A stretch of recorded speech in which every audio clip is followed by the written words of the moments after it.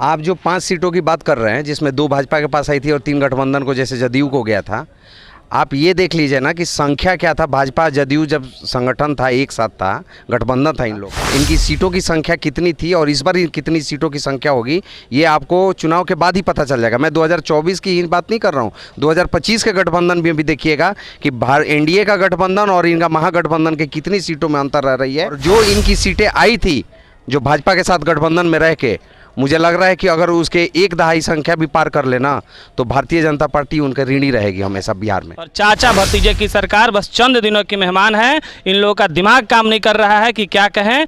अमित शाह जी की बात रही तो वो हमारे रीढ़ की हड्डी है भाजपा की, कि भाजपा ही एकमात्र ऐसी पार्टी है जो राष्ट्रवाद के बारे में सोचती है और बाकी सभी पार्टियां तो इस फिराक में लगे हुए हैं कि हम जो चोरी किए हैं, जो हमारे पास धन है, जो हम करप्शन किए हैं, उसे कैसे बचाएं। नमस्कार, मैं हूं सोनू और आप देख रहे हैं मीडिया दर्शन अखबार का यूट्यूब चैनल। मैं 2024 लोकसभा चुनाव को लेकर मैं बात करूंगा। जिस तरह से मैं बता दूं कि बिहार में जो झंझारपुर में जो यहाँ के जो भारत के गृह मंत्री हैं अमित शाह पहुंचे हुए थे और उनके आने से लगातार चर्चाएं शुरू हो गई है। और चर्चा ये शुरू हो गया है कि बिहार में भाजपा ठंडा पड़ने लगी है, नीतीश कुमार की भाजपा को याद आने लगा है। और ऐसे में देख सकते हैं कि भारतीय जनता पार्टी के यहाँ पर कार्यकर्ता मौजूद हैं और युवा मोर्चा के जिला अध्यक्ष भी मौजूद हैं। मैं बारी बारी लोगों से बात करूंगा कि क्या सच में भारतीय जनता पार्टी जो बिहार में ठंडा पड़ने लगी है, क्या कहिएगा। जिस तरह से लगातार अमित शाह का बयान आ रहा है झंझारपुर से, लोग कह रहे हैं कि भय सताने लगा है इनको। देखिए, भय तो विरोधियों को सता रहा है, क्योंकि अकेला नरेंद्र मोदी जी जिस तरह से भारत का नाम विश्व पटल पर मजबूत कर चुके हैं, भारत के लोग अब तन मन धन से उनके साथ मजबूती से खड़े हैं। और इस कदर खड़े हैं कि लोकसभा में 40 की 40 और विधानसभा में हम पूर्ण बहुमत के साथ आ रहे हैं। और रही बात नीतीश जी, तो अब उनका समय ख़त्म हो चुका है। अब उन्हें खुद ही समझ में नहीं आ रहा है, उनका खुद ही दिमाग ठंडा पड़ गया है, तो अब दूसरे को ठंडा क्या देखेंगे। रही बात चाचा भतीजे की जो गठबंधन की सरकार की बात, तो चंद दिनों की सरकार है, उंगली पर गिनते रहिए। पूर्ण बहुमत के साथ भाजपा आ रही है और बिहार अपने पुराने जिस तरह से वर्चस्व के लिए जाना जाता था, कि जिस तरह से बिहार पूरे भारत की राजनीति को लीड करता था, एक बार फिर से बिहार के लोग जागरूक हो चुके हैं और भाजपा के साथ मजबूती से कंधा मिलाकर खड़े हैं। और चाचा भतीजे की सरकार बस चंद दिनों की मेहमान है। इन लोगों का दिमाग काम नहीं कर रहा है कि क्या कहें। अमित शाह जी की बात रही तो वो हमारे रीढ़ की हड्डी है भाजपा की, वो जब गर्म होंगे तो फिर इन लोगों का कहानी ख़त्म। इसलिए उनके तरफ तो देखना ही नहीं, हम ही लोग काफ़ी हैं। अभी मैं चुनावी मुद्दा पर आता हूं। 2024 लोकसभा चुनाव के लेकर आप बात कर रहे हैं, तो कहीं ना कहीं लोग कह रहे हैं कि जो भाजपा है ठंडा पड़ने लगा है, इसलिए कि जो अमित शाह का जो तेवर दिखता था, बिहार में आते थे जिस तरह से गरजते थे, इस समय उनका तेवर जो है ढीला पड़ने लगा है। सोशल मीडिया पर देख रहे हैं कि खबर चल रहा है कि जहाँ पर पहुँचे हुए थे वह जो गढ़ है जदयू का और राजद का गढ़ माना जाता है, भाजपा का गढ़ नहीं माना जाता है। और काफ़ी भय सता रहा है, बार बार नसीहत दे रहे थे मंच से और कह रहे थे कि इंडिया छोड़ दीजिए, भला चाहते तो। ये क्या संदेश देना चाहते हैं अमित शाह?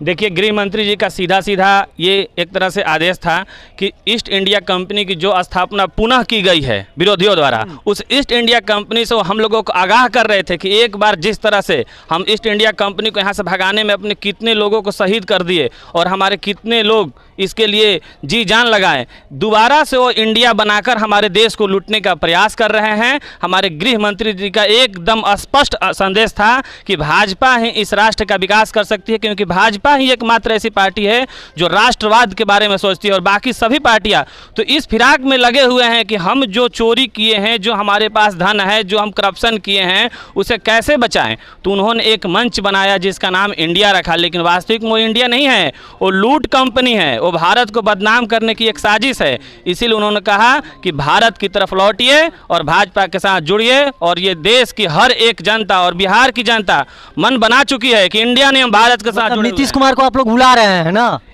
अब बुलाने का सवाल कहाँ है। हमने एक बार उनको अपने कंधे पर बैठाकर मुख्यमंत्री बनाया, लेकिन अब उन्हें प्रधानमंत्री बनने का जो सपना देख रहे हैं, तो मुंगेरी लाल के हसीन सपने देखने का सबको हक है, वो भी देख रहे हैं, देखें, लेकिन अब उनकी कहानी खत्म।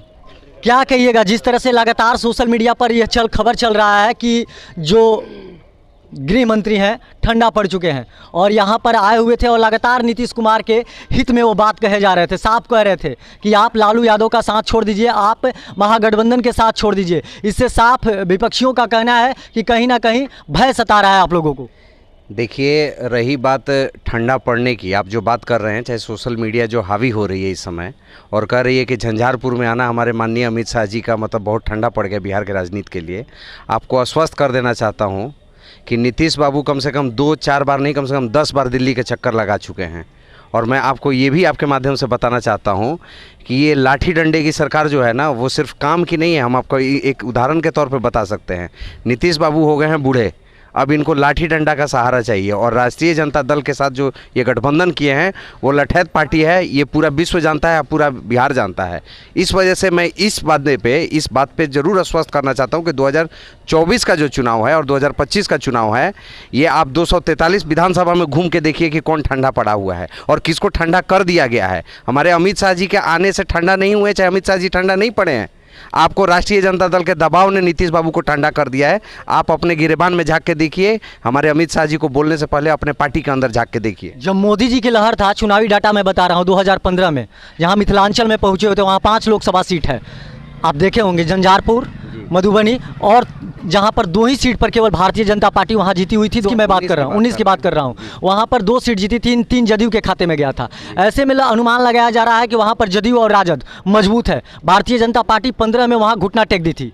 आप जो 5 सीटों की बात कर रहे हैं, जिसमें 2 भाजपा के पास आई थी और 3 गठबंधन को जैसे जदयू को गया था, आप ये देख लीजिए ना कि संख्या क्या था। भाजपा जदयू जब संगठन था, एक साथ था, गठबंधन था इन लोग का, इनकी सीटों की संख्या कितनी थी और इस बार कितनी सीटों की संख्या होगी, ये आपको चुनाव के बाद ही पता चल जाएगा। मैं 2024 की ही बात नहीं कर रहा हूँ, 2025 के गठबंधन में भी देखिएगा कि एनडीए का गठबंधन और इनका महागठबंधन के कितनी सीटों में अंतर रह रही है।